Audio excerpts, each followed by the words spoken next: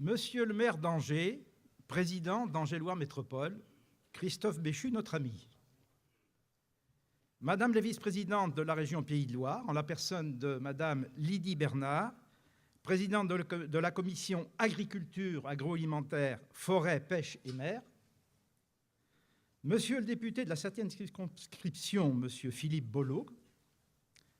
Monsieur le député de la première circonscription, Monsieur Mathieu Orphelin, qui normalement nous rejoindra dans la journée.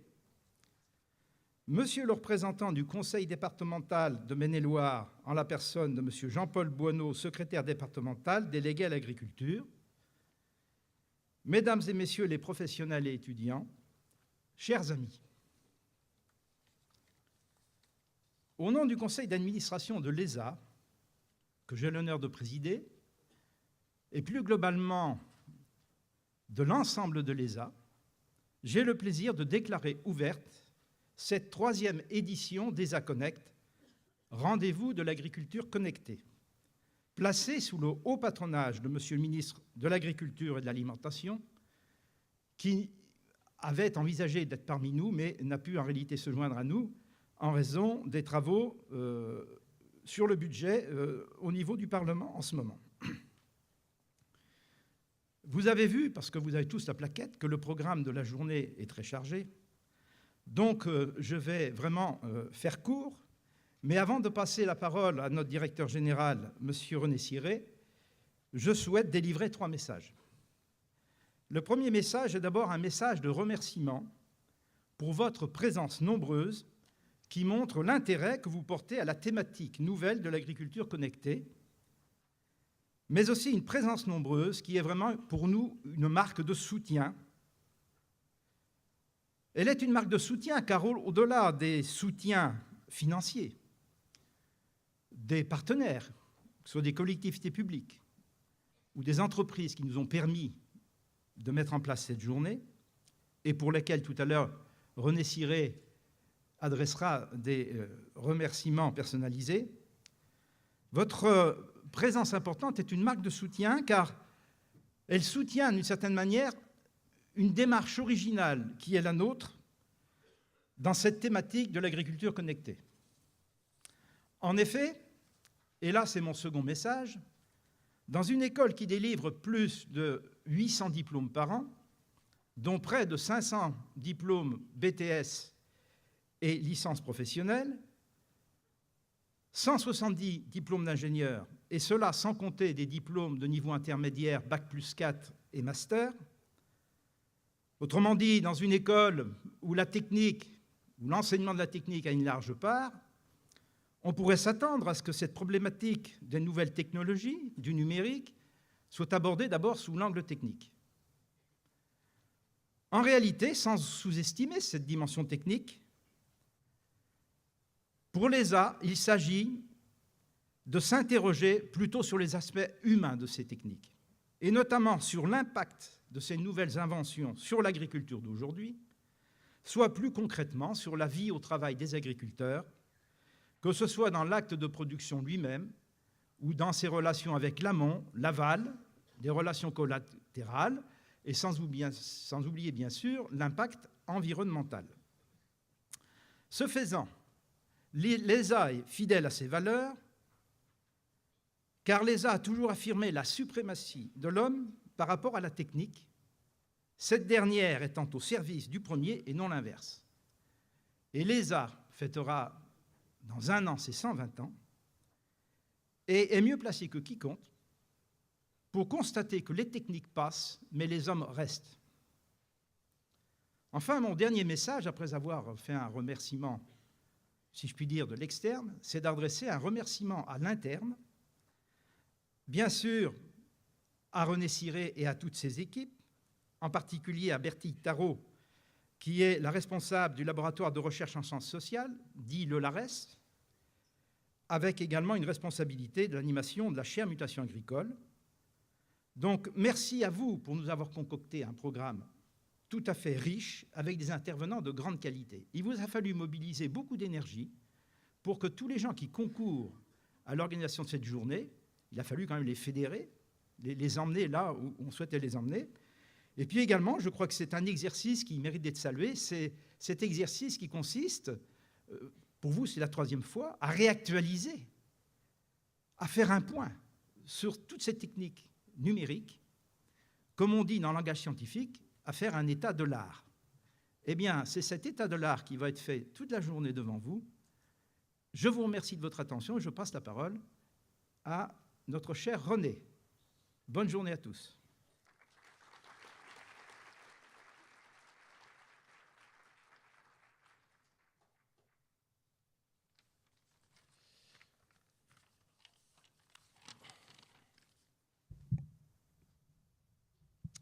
Merci, Monsieur le Président. Monsieur le maire et Monsieur le Président d'Angers-Loire Métropole, Madame la vice-présidente de la région Pays de la Loire, Monsieur le secrétaire départemental délégué à l'agriculture, Messieurs les députés, Mesdames et Messieurs nos partenaires, chers professionnels, chers entrepreneurs, chers étudiants, je vous souhaite la bienvenue au 3e rendez-vous de l'agriculture connectée. Comme le disait mon président tout à l'heure, à l'aube de son 120e anniversaire, l'École supérieure d'agriculture d'Angers forme les futurs professionnels, opérationnels, innovants, conseille, accompagne les différents acteurs de ces filières, des filières agricoles, alimentaires, non alimentaires, pour répondre aux défis, ils sont nombreux, la transition agroécologique, la transition numérique, qui fait l'objet de cette journée, et bien sûr pour contribuer à la vie de nos territoires. Notre établissement est ainsi l'école de toutes les agricultures, performantes, durables, dans leur diversité de taille, de modèles économiques ou de modalités également de conduite d'exploitation. Alors vous le savez, aujourd'hui, comme toute l'économie, l'agriculture est entrée dans l'ère du numérique, avec entre autres pour enjeux importants, notamment l'exploitation des données, la gestion des gros volumes, le big data. Dans cette phase également de transition, le partage établi entre hommes et machines s'est déplacé aujourd'hui. Effectivement, ce ne sont plus seulement les opérations techniques qui sont déléguées aux machines, mais aussi la production et la gestion d'informations. C'est donc un déplacement, effectivement, de l'appui de l'homme sur ces machines vers beaucoup plus d'automatisation. Effectivement, applications, services, données, robots contribuent ainsi à la nouvelle révolution numérique avec une transformation radicale du secteur agricole et agroalimentaire avec un impact non négligeable sur leur organisation. Dans ce contexte, l'ESA se veut un acteur engagé dans les réflexions sur l'impact de cette transition numérique, bien sûr en lien avec notre mission de formation, d'enseignement supérieur et de recherche, avec notamment nos partenaires socio-économiques, nos partenaires institutionnels, nos partenaires industriels et nos partenaires académiques. Nous souhaitons développer de nouveaux axes de recherche. Nous adaptons en permanence nos formations à l'émergence de nouveaux besoins ou l'émergence de nouveaux métiers. Nous imaginons de nouvelles modalités pédagogiques, le tout en mettant en œuvre de nouveaux partenariats pour répondre à ces mutations. Avec les rendez-vous de l'agriculture connectée, ESA Connect questionne les enjeux et les effets de la révolution numérique, notamment sur le travail des agriculteurs et sur le travail dans le secteur agricole. Pour cette 3e édition, le focus sera porté notamment sur le phénomène émergent de l'intelligence artificielle, avec bien sûr les questions sous-jacentes, mythes, réalités, potentialités pour l'agriculture. Je laisserai le soin à ma collègue Bertie Taillereau, responsable du LARES, de vous faire dans quelques instants la présentation détaillée du déroulé du contenu scientifique de cette journée. Bien sûr, l'organisation de cet événement n'aurait pu se faire sans le soutien de nombreux partenaires, notamment du ministère de l'Agriculture et de l'Alimentation, qui nous a accordé son haut patronage, et bien sûr, de celui des collectivités locales et territoriales, que je remercie tous sincèrement. J'adresse également mes remerciements à VG-Police, représenté aujourd'hui par son président Yves Gidouin, au Crédit Agricole de l'Anjou et du Maine, au CIVAL, à Groupama Bretagne-Loire, à Angers Connectez-vous, à Angers French Tech, et bien sûr à nos partenaires médias, qui nous ont tous accompagnés dans l'organisation de cette manifestation. Bien sûr, je remercie l'interne, je transmets mes sincères félicitations, mes sincères remerciements aux membres de la chaire Mutation agricole, aux membres du LARES et à sa responsable Bertie Tarot. Et je n'oublie pas tous les services de notre école qui sont associés à l'organisation de cette édition des 3e rendez-vous de l'agriculture connectée. En effet, nous sommes tous très fiers de participer aujourd'hui à cet événement qui s'inscrit aussi dans la dynamique de notre territoire avec sa participation, son intégration à la Connected Week, et je vous en remercie. Je vous souhaite donc à toutes et tous une excellente journée autour de tables rondes, autour de conférences, autour de pitch, autour de nombreuses rencontres avec les entrepreneurs, des startups, les entreprises. Profitez, découvrez, interagissez, réseautez. Je passe maintenant la parole à M. Paul de Brême, notre maître de cérémonie, et je vous remercie de votre attention.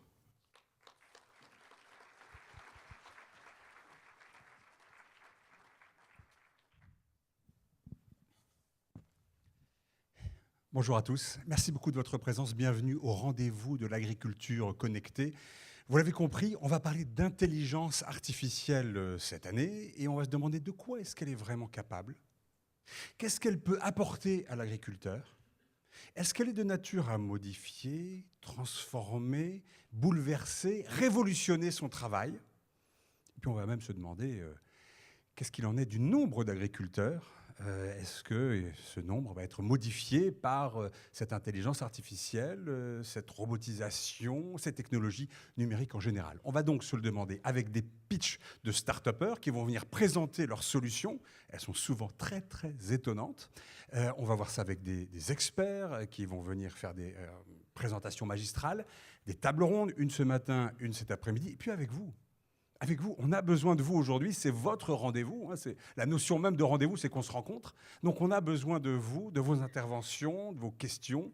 Donnez-nous votre avis, vos témoignages même concernant l'intelligence artificielle et la manière dont elle intervient dans vos métiers. Je m'appelle donc Paul de Brême, je suis journaliste scientifique, j'anime des événements scientifiques. Je suis ravi d'être avec vous aujourd'hui pour cette grande journée et je vous propose de commencer tout de suite, ou plutôt de poursuivre les introductions avec le maire d'Angers, qui est aussi le président d'Angers Loire Métropole, Monsieur Christophe Béchu.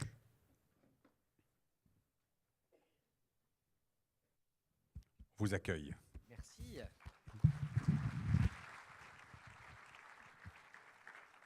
Monsieur le président de l'ESA, monsieur le directeur général, Madame la vice-présidente de la région, chère Lydie, monsieur le secrétaire départemental, mon cher Jean-Paul, je salue évidemment avec amitié aussi le député de la 7e circonscription, Philippe Bollot, le président de VG-Police, Yves Gidouin, les vice-présidents de l'école, leurs responsables, les responsables de pôle, de direction, et chacune et chacun ses titres, grades, responsabilités respectives, avec un mot particulier pour Michel Ballet, qui est celui qui, au sein de la communauté urbaine, suit l'ensemble des questions d'enseignement supérieur et de recherche.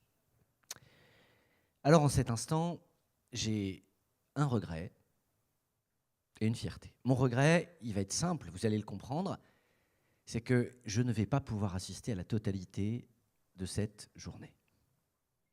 Et quand je vois le programme, je veux, en me tournant peut-être vers la responsable de la chaire mutation agricole, qui l'a pour partie coordonnée, vous m'autoriserez, messieurs, de me tourner vers Bertie Tarot, vous faire part de mon admiration pour la qualité du programme qui a été projeté.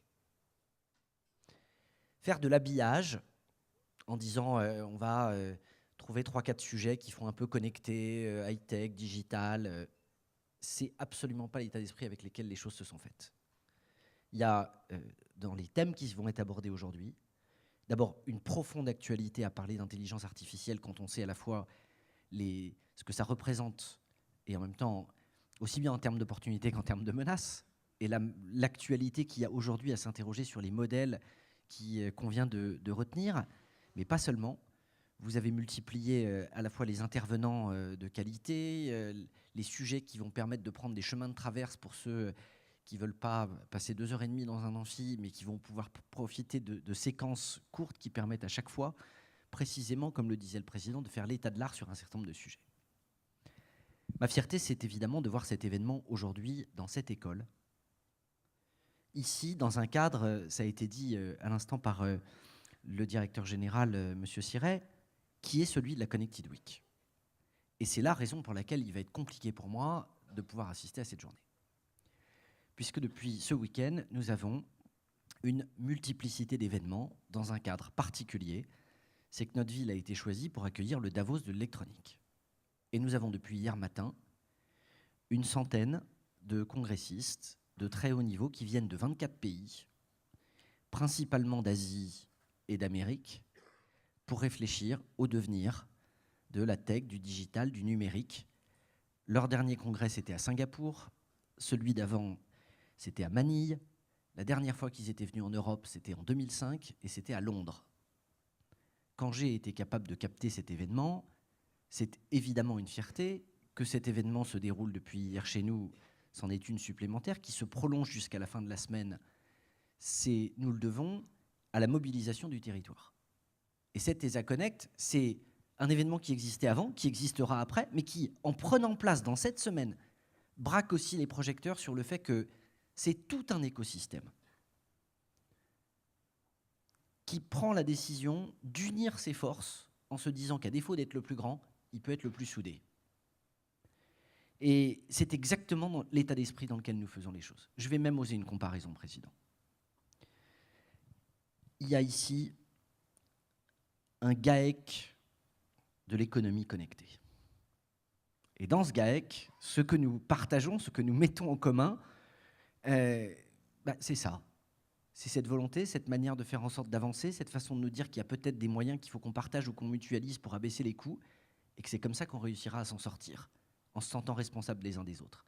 Et de ce point de vue-là, je ne peux qu'applaudir les propos que vous avez tenus sur le fait que les techniques sont une chose, mais c'est bien, au final, de se rappeler qu'il n'est de richesse que d'hommes. Et c'était la pensée de quelqu'un qui n'était pas agriculteur, mais qui était angevin, et avec lequel, je pense, on aura des occasions les uns et les autres de reparler. Donc je voudrais très simplement féliciter toutes celles et tous ceux qui ont rendu possible ce colloque aujourd'hui, me réjouir de l'intelligence qui va, en ce lieu, faire en sorte toute la journée de réfléchir à ces sujets compliqués, me réjouir également de l'accueil de plusieurs congressistes du World Electronic Forum cet après-midi, ici même, dans le cadre de l'itinérance sur la Smart Agriculture, qui va emmener une partie de ces Chinois, de ces Indiens, de ces Américains chez Terrena, repérer les capteurs, les drones, les moyens justement de faire de l'agriculture connectée, puis les amener ensuite à l'ESA pour qu'ils comprennent que avant le geste et l'entreprise, il y a la formation des hommes qui effectivement est une des raisons pour lesquelles notre territoire prospère et un des sujets sur lesquels nous misons pour conserver dans l'avenir une vraie longueur d'avance sur ces questions. Merci à tous, très bon colloque et bonne journée.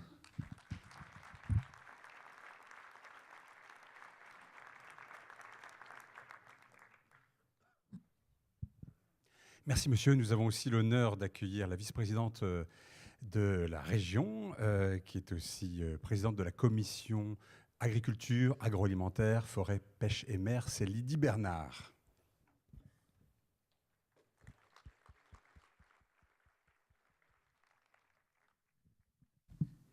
Bien, cher président et directeur de l'ESA, cher Christophe, chers toutes et tous, tout d'abord, excusez notre présidente de région, Christelle Morancet, qui est retenue par d'autres sujets et activités, mais vous dire combien je suis heureuse de représenter la région aujourd'hui, parce que étant agricultrice de cœur, le thème d'aujourd'hui m'intéresse tout particulièrement au-delà de ma présidence de commission agriculture et agroalimentaire. Vous dire aussi que au niveau de la stratégie régionale baptisée de notre terre à notre table, donc du producteur au consommateur, que nous avons écrit avec les acteurs du territoire en début de mandat, le côté innovation est un enjeu important pour relever les défis de demain et notamment notre compétitivité. Et quand, à côté du mot innovation, on marie le mot numérique et digital, tout ça en fait un facteur clé de succès pour la réussite du monde agricole de demain et de la compétitivité agricole. Alors moi, j'avais envie aujourd'hui de profiter de mon intervention pour passer plusieurs messages qui, je pense, doivent être portés par nous tous, que nous soyons élus, agriculteurs, étudiants ou autres. Le premier, c'est que tout ce qui est innovation digitale, numérique, c'est au service de la triple performance. Et je pense que nous avons un vrai dialogue et une vraie information à faire auprès de nos citoyens pour qu'ils mesurent bien la relation et le service qu'une innovation digitale, numérique, agricole peut apporter en valeur ajoutée à notre économie, à notre environnement et à notre société, aspect sociétal et même éthique demain. Donc là, je pense qu'il y a vraiment un vrai message à passer. Ça, c'était la première chose que je souhaitais relever avec vous. La deuxième, c'est qu'en termes d'innovation, et c'est un vrai sujet aujourd'hui en débat au travers des états généraux de l'alimentation, c'est probablement un rééquilibrage entre l'innovation descendante et l'innovation ascendante.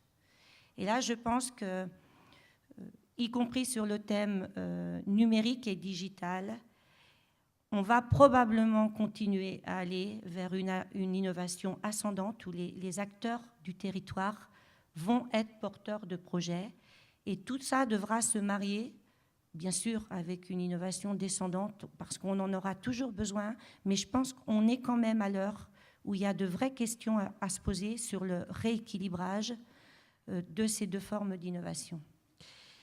Et enfin, la dernière chose que je voudrais soulever avec vous, c'est le côté Europe.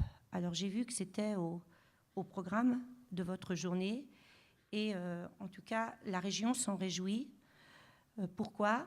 Parce que tout ce qui est innovation, c'est une ligne que nous discutons, une ligne budgétaire que nous discutons avec l'Europe. Et il faut que vous sachiez, peut-être le savez-vous déjà, que les régions ont donc un contrat avec l'Europe, une enveloppe financière pour la région Pays de la Loire. L'enveloppe 2014-2020 est de 1 milliard d'euros. Et sur cette enveloppe, vous avez à peu près 48% pour l'agriculture et l'agroalimentaire. Ça représente à peu près 450-470 millions d'euros. Et dans ces 470 millions d'euros, il y a bien sûr une ligne innovation où tous les projets de la région peuvent être discutés en région et être accompagnés par des fonds européens.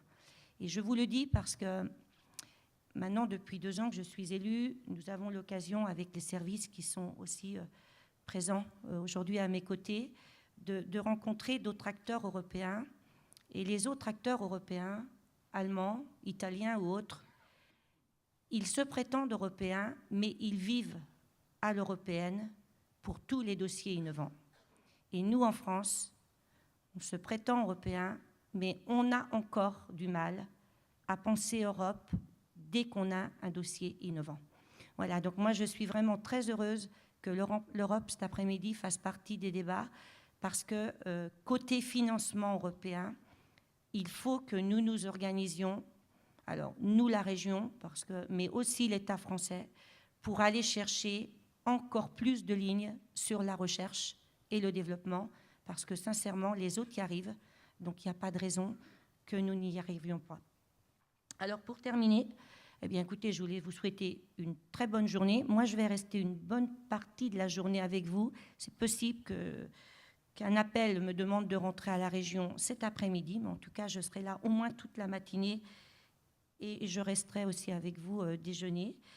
Et je voudrais, au-delà de vous souhaiter une belle journée, terminer mon intervention sur une citation d'un Vendéen, puisque je suis vendéenne de cœur, et d'un Vendéen agriculteur et très branché sur tout ce qui est agriculture connectée, c'est Hervé Pillot. Et sa citation est « Le numérique fera de l'agriculture un créateur de liens entre les hommes ». Et je pense que ça va bien avec la journée d'aujourd'hui. Bonne journée.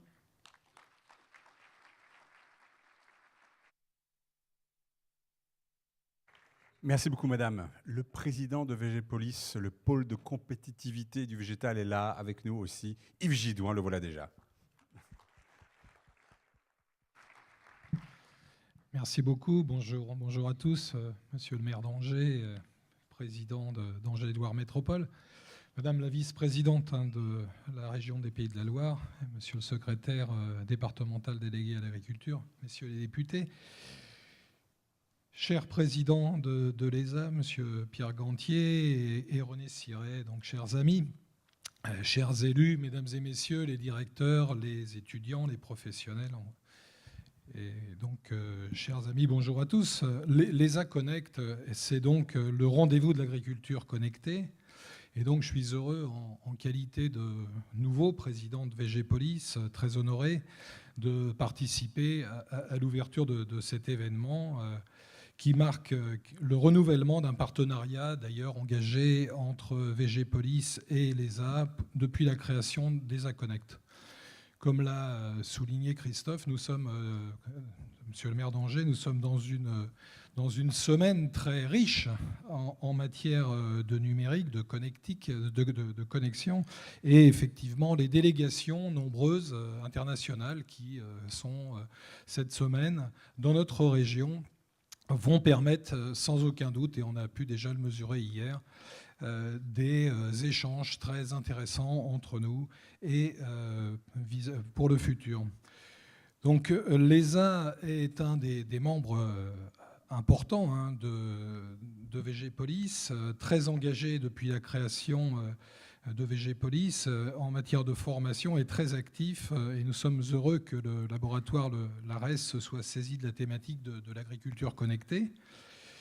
Et nous sommes heureux de pouvoir soutenir et contribuer au programme de cet événement afin d'en faire bénéficier nos membres.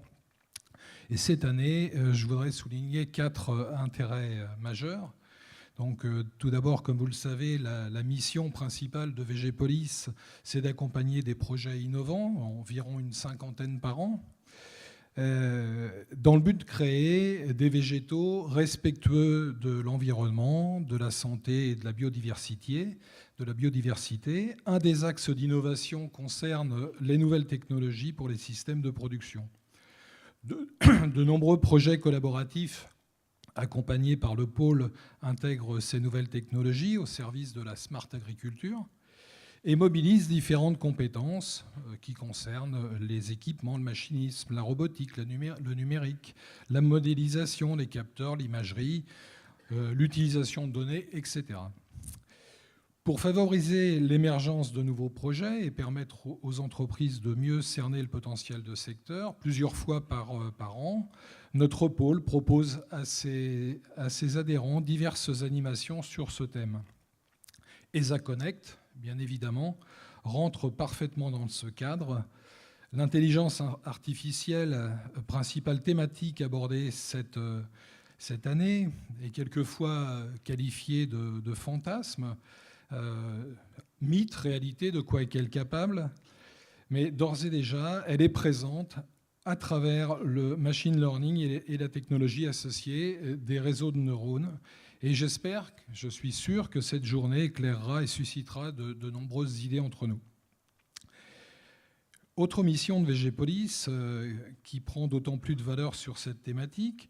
En effet, l'innovation doit répondre tout d'abord et avant tout aux réels besoins de ces acteurs en tenant compte des futurs utilisateurs. Et dans cette optique, la clé de la réussite pour le développement des solutions, c'est bien évidemment la mise en œuvre de nouvelles technologies et la collaboration entre les acteurs du numérique et les acteurs de l'agriculture, du secteur agricole plus généralement. Avec l'accueil du WEF en Anjou, la Connectic Week donne l'opportunité de renforcer le croisement des regards entre ces catégories d'acteurs et de faire émerger des synergies. Aujourd'hui, en parallèle d'ESA Connect, VG-Police, avec le cluster électronique WeNetwork, anime 2 ateliers sur la Smart Agri.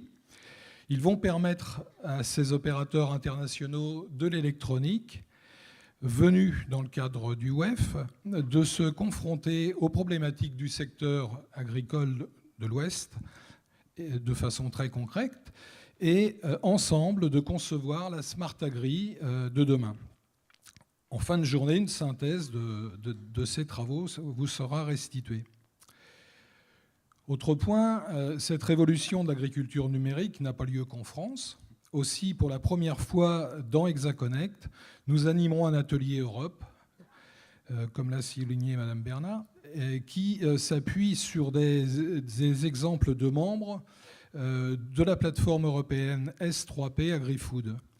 Celle-ci a pour objectif d'accélérer les projets d'investissement communs, traçabilité et big data, aux 20 régions européennes qui en sont membres, dont bien évidemment les Pays de la Loire.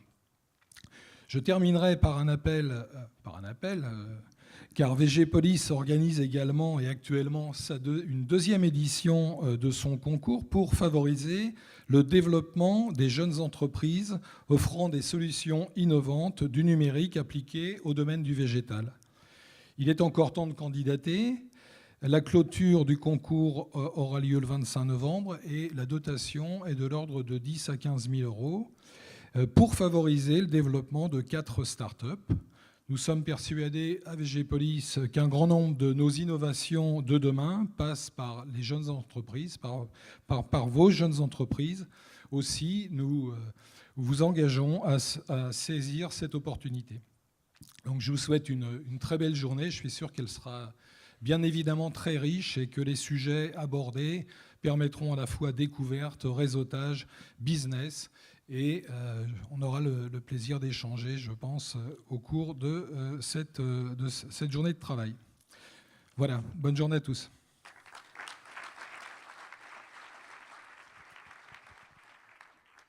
Et puis vous avez beaucoup entendu parler d'elle, c'est Bertille Tarot.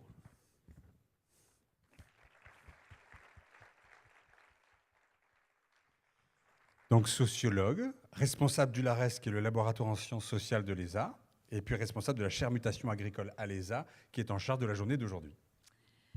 Oui, bonjour et merci. Donc, au nom de la chaire mutation agricole et de ses membres fondateurs, l'ESA, le Crédit agricole Anjou-Maine, la Chambre d'agriculture des Pays de la Loire, je suis heureuse, moi aussi, de vous accueillir à cette 3e édition des Rendez-vous de l'agriculture connectée.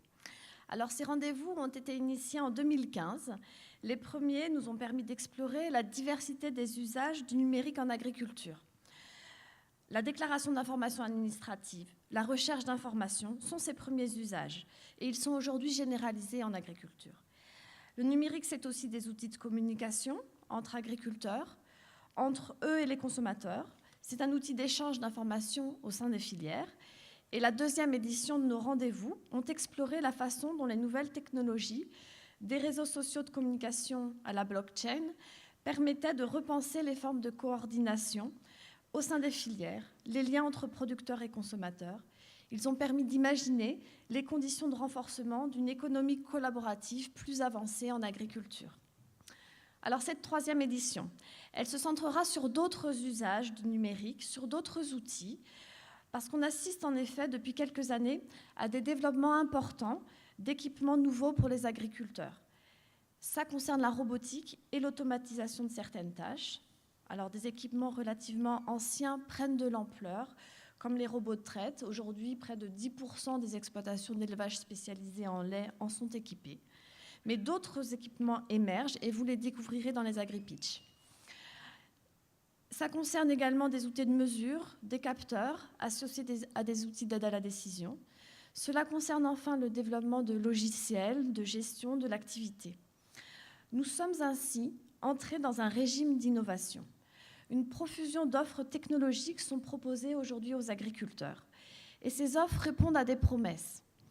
Promesses d'une agriculture plus écologique, promesses d'amélioration des performances économiques des exploitations, promesses d'amélioration du temps et des conditions de travail, promesses de renforcement des liens des agriculteurs avec les autres acteurs de l'alimentation et de la société. Mais pour autant, cette multitude d'offres technologiques débarque et bouscule l'agriculture sans s'inscrire dans un récit clair de son avenir, sans proposer une vision, si ce n'est partagée, à tout le moins discutable, de la façon dont le numérique va transformer l'agriculture. Enthousiasmant pour certains, anxiogène pour d'autres, ce régime d'innovation ouvre dans tous les cas un avenir incertain pour les producteurs. Et 3 types d'incertitudes me semblent importantes. Une incertitude relative aux acteurs. Qui participe à cette transformation technologique? Qui en est exclu? Cette offre technologique est-elle source de nouvelles inégalités au sein de la profession? Cette transformation technologique permet-elle l'entrée de nouveaux acteurs?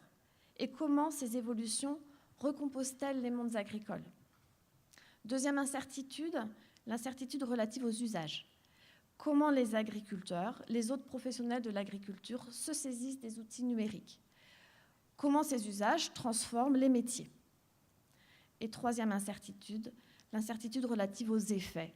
Ces outils permettent-ils de répondre aux aspirations des agriculteurs en termes de performance économique et de qualité de travail? Permettent-ils de répondre aux enjeux sociaux adressés à l'agriculture en termes de performance environnementale et d'information?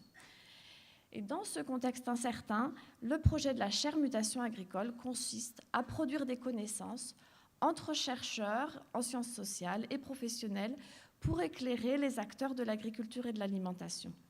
Donc c'est ce que nous faisons avec ces rendez-vous de l'agriculture connectée en particulier. Et cette année, nous avons choisi de débattre plus spécifiquement des effets de ces transformations numériques sur le travail. Alors pourquoi cet angle? Nous avons plusieurs raisons. D'abord, le travail est la première motivation à l'acquisition de dispositifs numériques par les agriculteurs.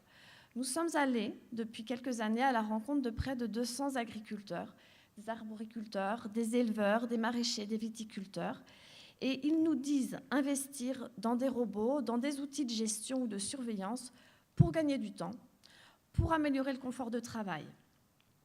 Alors, rien d'étonnant, dans un contexte où les agriculteurs sont de plus en plus sous pression, où la productivité du travail ne cesse de croître. Rien d'étonnant non plus dans un contexte où les agriculteurs, de mieux en mieux insérés dans la société via leurs conjoints, leurs enfants ou leurs voisins, comparent leur rythme de travail à celui des autres actifs. Et cette comparaison est douloureuse aujourd'hui, puisque les agriculteurs travaillent en moyenne 54 heures par semaine. C'est presque 20 heures de plus que la moyenne des actifs en France. Et les agriculteurs aspirent aujourd'hui à conquérir des rythmes de vie et de travail plus vivables. La deuxième raison pour laquelle nous nous focalisons sur le travail cette année, c'est que c'est l'objet de questionnements importants pour les agriculteurs et leurs points de vue sont souvent très contrastés ou parfois hésitants. Alors certes, travailler avec un robot, c'est vécu comme un soulagement par certains producteurs. Le travail devient moins pénible, mais déléguer à une machine le contact avec les animaux ou avec les cultures, n'est-ce pas aussi une perte de sens du métier? Certes, l'équipement high-tech des exploitations rend le métier plus attractif pour de futurs agriculteurs et pourrait faciliter le renouvellement des actifs en agriculture, mais n'est-ce pas aussi en remplaçant le travail humain par des machines une façon d'accélérer la décroissance du nombre d'agriculteurs? Certes, le numérique permet d'augmenter notre capacité de diagnostic, de fiabiliser les décisions, de rendre le travail plus précis, plus réactif, plus performant, mais des agriculteurs s'interrogent sur l'avenir du savoir. Va-t-on vers un métier de simple exécutant, ne nécessitant plus la sensibilité ou le savoir humain? Ces questions, elles nous semblent importantes, légitimes, dans la mesure où des mutations technologiques peuvent fortement remodeler l'emploi, la pratique et le sens du métier. Et l'agriculture n'en est pas à sa première révolution technologique. La motorisation, le développement de la chimie ont en leur temps profondément transformé l'agriculture. En termes d'emploi, on est passé de 6 millions d'actifs agricoles en 1950 à moins de 500 000 aujourd'hui. En termes de savoir, de nombreuses tâches, activités disparaissent, sont déléguées aux machines et les savoir-faire qui vont avec également. En termes de pénibilité du travail, le travail change, il est devenu moins pénible physiquement, mais peut-être plus stressant. Aujourd'hui, la numérisation constitue probablement une nouvelle révolution technologique qui pourrait transformer en profondeur le travail dans le secteur agricole. Alors, comme le soulignait René Siret, le partage établi entre hommes et machines se déplace et cela interroge des activités jusque-là dévolues aux agriculteurs, aux techniciens ou à d'autres professionnels du secteur. Observation et surveillance, diagnostic, décision sont-elles encore des activités qui nécessitent l'intervention humaine? les derniers développements de l'intelligence artificielle empiètent toujours plus loin sur des activités d'apprentissage, de production de connaissances et même de créativité, et supposent d'envisager des recompositions majeures des façons d'organiser et de concevoir le travail. Est-on à l'ombre d'une nouvelle révolution technologique et quels pourraient en être les effets sur la performance économique des exploitations, sur l'emploi, le travail et les métiers? C'est ce que nous allons débattre et éclairer aujourd'hui avec nos intervenants. Et je vous souhaite à tous et toutes un bon ESA Connect.